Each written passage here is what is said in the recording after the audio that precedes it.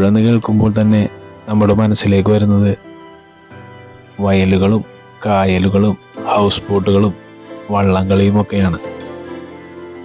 അതിൻ്റെ പ്രധാന കാരണം ഈ വെള്ളത്തിലൂടെയുള്ള യാത്ര തന്നെയാണ്. അതുകൊണ്ട് തന്നെയാണ് ഇന്ത്യ കാണാൻ വരുന്ന വിദേശികൾ ഇന്ത്യയിൽ കണ്ടിരിക്കേണ്ട 5 പ്രധാന സ്ഥലങ്ങളിൽ ആലപ്പുഴയും ഉൾപ്പെടുത്തിയിരിക്കുന്നത്. ഈ കാണുന്ന വള്ളങ്ങളെ ശിക്കാര വള്ളങ്ങൾ എന്നാണ് അറിയപ്പെടുന്നത്. ആലപ്പുഴയിലെ ജലാശയങ്ങളിലൂടെ ഒരു കാലത്ത് ചരക്കുമായി നീങ്ങിയിരുന്ന 8 വള്ളങ്ങളാണ് ഇപ്പോൾ ഈ കാണുന്ന ശിക്കാരങ്ങളായി രൂപാന്തരപ്പെട്ടിരിക്കുന്നത്. എന്തായാലും ഇതിൻ്റെ ഉൾവശമൊക്കെ നല്ല ഭംഗിയായിട്ടുണ്ട്. ഡേ ക്രൂസുകൾക്ക് വേണ്ടിയാണ് ഇത്തരം ശിക്കാരകൾ ഉപയോഗിക്കുന്നത്. കാലം ഒരുപാട് കഴിഞ്ഞെങ്കിലും ഇപ്പോഴും ആ പഴമയുടെ പുതുമ വിട്ടുമാറാത്ത ആ പഴയ ഗ്രാമക്കാഴ്ചകൾ കാണണമെങ്കിൽ ആലപ്പുഴയിൽ തന്നെ വരണം. ഇതുപോലുള്ള ചെറു തോടുകളിലൂടെയും കായലുകളിലൂടെയും ഒക്കെ യാത്ര ചെയ്യണം. ഏകദേശം 10 മുതൽ 15 പേർക്ക് ഇതിൽ സുഖമായി യാത്ര ചെയ്യാം. 2-3 മണിക്കൂറോളം ചെറു കനാലുകളിലൂടെയും പുന്നമടക്കായലും വേമ്പനാട്ടുകായലിലൂടെയും ഒക്കെ സഞ്ചരിച്ച് ഗ്രാമക്കാഴ്ചകളൊക്കെ കണ്ട് നമ്മെ തിരികെ കൊണ്ടുവിടും. അതിനായി ഇത്തരം ബോട്ടുകൾ 1500 രൂപയാണ് ഒരു ബോട്ടിന് ചാർജ് ചെയ്യുന്നത്. ഈ കാണുന്നത് ആലപ്പുഴയിലെ ഒരു ബോട്ട് ജെട്ടിയാണ്. ആലപ്പുഴയിലെ തന്നെ വിവിധ തുരുത്തുകളിലേക്കും കോട്ടയത്തേക്കും ചങ്ങനാശ്ശേരിയിലേക്കുമൊക്കെ ബോട്ടുകൾ വരികയും പോവുകയും ചെയ്യുന്ന സ്ഥലം. ഇപ്പോഴും ബോട്ടുകളിൽ മാത്രം എത്തിച്ചേരാൻ പറ്റുന്ന സ്ഥലങ്ങൾ ആലപ്പുഴയിൽ ഇപ്പോഴുമുണ്ട്.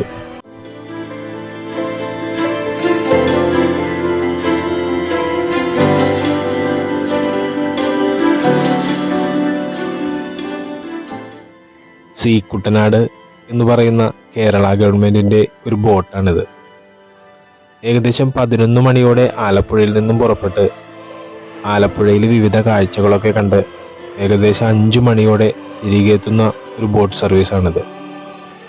ഇതിനായി ചാർജ് വരുന്നത് അപ്പർ ഡെക്കിന് 500 രൂപയും ലോവർ ഡെക്കിന് 400 രൂപയുമാണ്. വാടക്കനാൽ എന്നാണ് ഈ കനാലിനെ അറിയപ്പെടുന്നത്. ടൂറിസ്റ്റുകളെ കാത്തുകിടക്കുന്ന ധാരാളം ബോട്ടുകളും ശിക്കാരകളും നമുക്ക് കനാലിന്റെ ഇരുവശങ്ങളിലും കാണാൻ സാധിക്കും. അതുപോലെ തന്നെ ധാരാളം റിസോർട്ടുകളും 5 സ്റ്റാർ ഹോട്ടലുകളും ഒക്കെ നമുക്ക് ഈ ഭാഗത്ത് കാണാൻ സാധിക്കും.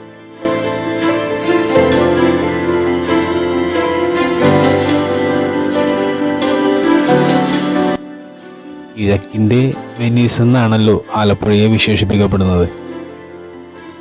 എന്തുകൊണ്ടാണ് അങ്ങനെ ഒരു പേര് വന്നത് എന്ന് ഞാൻ പലപ്പോഴും ആലോചിച്ചിട്ടുണ്ട്. കാരണം വെനീസും ആലപ്പുഴയും തമ്മിൽ അത്രയധികം വ്യത്യാസമുണ്ട് എന്നാണ് എനിക്ക് തോന്നിയിട്ടുള്ളത്. പക്ഷെ ഈ കനാലുകളാവും അങ്ങനെ ഒരു പേര് വരാൻ കാരണം.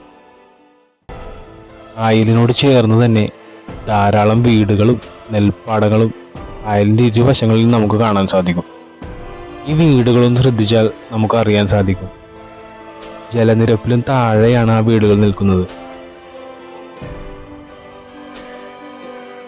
അതുപോലെ തന്നെ ഓരോ വീടിനു മുന്നിലായും ഒരു കൊച്ചു വള്ളമോ കൊച്ചു ബോട്ടോ കാണാം. മറ്റു നാട്ടുകാർക്ക് ബൈക്ക് പോലെയാണ് കുട്ടനാട്ടുകാർക്ക് ചെറുവള്ളങ്ങൾ. അയൽ വീടുകളിലേക്കും കടകളിലേക്കും പോകാൻ അവർക്ക് ഇതാണ് ആശ്രയം.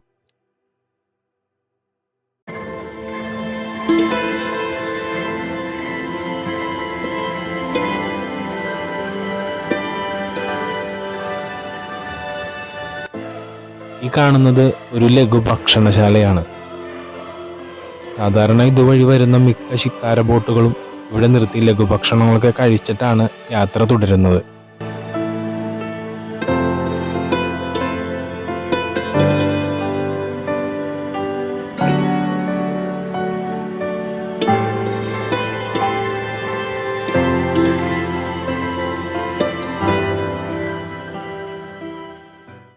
ഈ കാണുന്ന കെട്ടിടമാണ് നെഹ്റു ട്രോഫി വള്ളംകളിയുടെ ഫിനിഷിംഗ് പോയിന്റ്. അതായത് ചുണ്ടൻ വള്ളങ്ങളും മറ്റു വള്ളങ്ങളുമൊക്കെ മത്സരത്തിൽ അവസാന ഭാഗത്തേക്ക് എത്തുന്നത് ഇവിടെയാണ്. ഇവിടെ വെച്ചാണ് ആരാണ് വിജയി എന്ന് തീരുമാനിക്കുന്നത്. നെഹ്റു ട്രോഫി വള്ളംകളി നടക്കുന്നത് ഓഗസ്റ്റ് മാസത്തെ 2ാം ശനിയാഴ്ചയാണ്. അന്നാണ് ആലപ്പുഴക്കാരുടെ ദേശീയോത്സവം. എല്ലാ വീടുകളും അതിഥികളെ കൊണ്ട് നിറയും. അതുപോലെ തന്നെ ഹൗസ് ബോട്ടുകളൊക്കെ ടൂറിസ്റ്റുകളെ കൊണ്ട് നിറയും. വള്ളംകളി ദിവസം അതിഥികളുമായി ഈ ട്രാക്കിന്റെ 2 വശങ്ങളിൽ നിൽക്കണമെങ്കിൽ ഹൗസ് ബോട്ടുകൾക്ക് പ്രത്യേക പെർമിറ്റ് വേണം. ഉച്ച കഴിഞ്ഞാണ് മത്സരമെങ്കിലും രാവിലെ തന്നെ ഈ പുന്നമടക്കായൽ ഇരു കരകളിലും ആളുകളെ കൊണ്ട് നിറയും. വേഗ എന്ന് പറയുന്ന കേരള ജലഗതാഗത വകുപ്പിന്റെ ഒരു ബോട്ടാണ് വരുന്നത്. ആലപ്പുഴയിൽ നിന്നും 11 മണിക്ക് ആരംഭിച്ച് പുന്നമട, വേമ്പനാട്ടുകായൽ, മുഹമ, ആതിരാമണൽ, കുമരകം, മാർത്താണ്ഡം എന്നീ സ്ഥലങ്ങളിലൂടെ ഏകദേശം 4 മണിക്കൂർ കാഴ്ചകൾ ആസ്വദിച്ച് തിരിച്ച് ആലപ്പുഴയിൽ എത്തിച്ചേരും. ഇതിൽ AC, നോൺ AC 2 ക്യാബിനുകളാണുള്ളത്. AC 600 രൂപയും നോൺ AC 400 രൂപയുമാണ് ചാർജ്. കായലിലൂടെ 100 കണക്കിന് ഹൗസ് ബോട്ടുകൾ നിരനിരയായി വരുന്ന കാഴ്ച കണ്ടോ? കണക്ക് പ്രകാരം 1500-ലേറെ ഹൗസ് ബോട്ടുകൾ വേമ്പനാട്ടുകായലിലും പുന്നമടക്കായലുമായി സർവീസ് നടത്തുന്നുണ്ട്. ഈ വരുന്നത് ഡേ ക്രൂസുകൾ കഴിഞ്ഞ് മടങ്ങി വരുന്നവയാണ്. 11 മണി മുതൽ 5:30 വരെയാണ് ഡേ ക്രൂസുകൾ സർവീസ് നടത്തുന്നത്. ഭക്ഷണം ഉൾപ്പെടെ 700-800 രൂപയാണ് ഒരാളിൽ നിന്നും ചാർജ് ചെയ്യുന്നത്. എന്നാൽ അക്കോമഡേഷൻ ഉള്ളവയുമുണ്ട്. അവയിൽ പിറ്റേ ദിവസം രാവിലെ 9:30 വരെ ഗസ്റ്റുകൾക്ക് താമസിക്കാം. ഈ ബോട്ടുകളുടെ ഉള്ളിൽ കയറി ചെല്ലുമ്പോൾ ഒരു ഹൗസ് ബോട്ടുകളുടെ ഉള്ളിൽ ഇത്രയധികം സൗകര്യമുണ്ടോ എന്ന് നമുക്ക് തോന്നിപ്പോകും.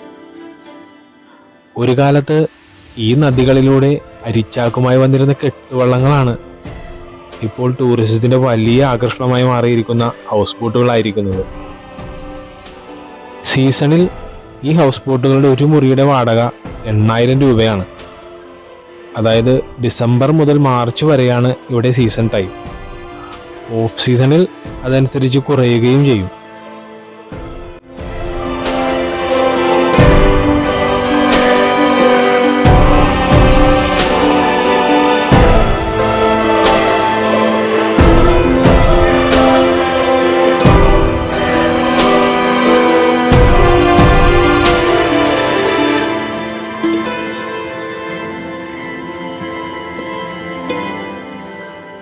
ഈ പോകുന്ന ഹൗസ് ബോട്ട് കണ്ടോ?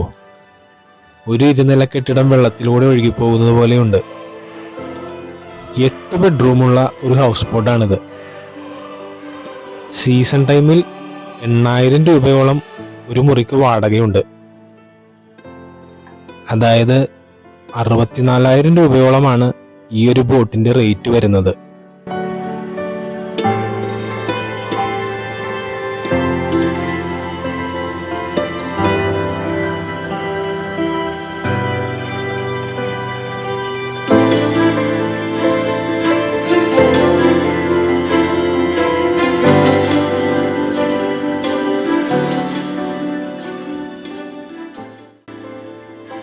നമ്മൾ സഞ്ചരിച്ച് അങ്ങനെ വേമ്പനാട്ടുകായലിലേക്ക് കയറിയിരിക്കുകയാണ്. കടല് പോലെ കിടക്കുന്ന വേമ്പനാട്ടുകായൽ. കണ്ണെത്താ ദൂരത്ത് വിശാലമായൊരു കായൽ കേരളത്തിലുണ്ട് എന്ന് വിശ്വസിക്കണമെങ്കിൽ ഒരിക്കലെങ്കിലും ഇവിടെ വേമ്പനാട്ടുകായൽ സന്ദർശിക്കണം.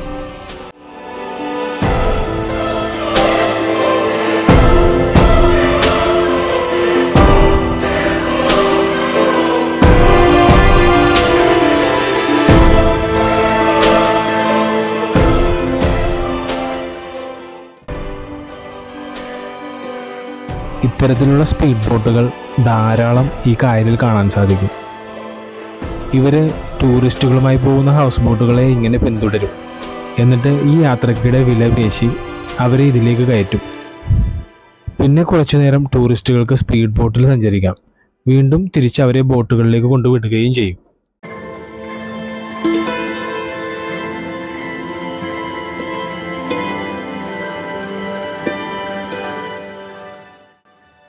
ഈ കാണുന്ന കെട്ടിടം സ്പോർട്സ് അതോറിറ്റി ഓഫ് ഇന്ത്യയുടെ ആലപ്പുഴയിലെ കേന്ദ്രമാണ്.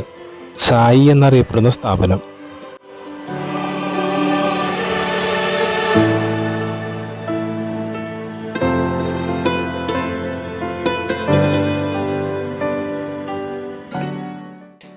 ധാരാളം റിസോർട്ടുകൾ ഈ പുന്നമടക്കായലിന്റെ തീരത്ത് നമുക്ക് കാണാൻ സാധിക്കും. ഏതാണ്ട് 12ഓളം റിസോർട്ടുകൾ ഈ കായലിന്റെ തീരത്തുണ്ട്. സത്യം പറഞ്ഞാൽ നമ്മുടെ കേരളത്തിന്റെ സംസ്കാരം കാണണമെങ്കിൽ ഇത്തരം റിസോർട്ടുകളിൽ തന്നെ ചെല്ലണം. അതായത് കേരള തനിമയുടെ ബിൽഡിംഗ് ആയാലും കലാരൂപങ്ങളായാലും ഭക്ഷണ രീതികളായാലും ഇന്നും സംരക്ഷിച്ചു പോരുന്നത് ഇത്തരം റിസോർട്ടുകളാണ്.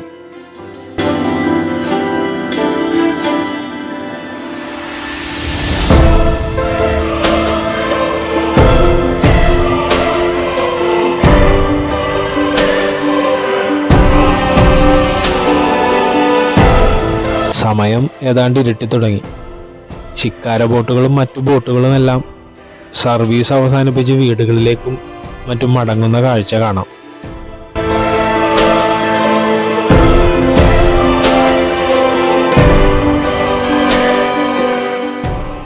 ഏതാണ്ട് 2 മണിക്കൂറിലേറെ വേമ്പനാട്ടുകായലും പുന്നമടക്കായലും കണ്ടുകൊണ്ടുള്ള യാത്ര തിരിച്ച് ആലപ്പുഴ ബോട്ട് ജെട്ടിയിലേക്ക് എത്തി. ഈ ചെറിയ യാത്ര ഇവിടെ അവസാനിപ്പിക്കുകയാണ്. എല്ലാവർക്കും ഇഷ്ടമായി എന്ന് കരുതുന്നു. മറ്റൊരു യാത്രാവിശേഷവുമായി വീണ്ടും കാണാം.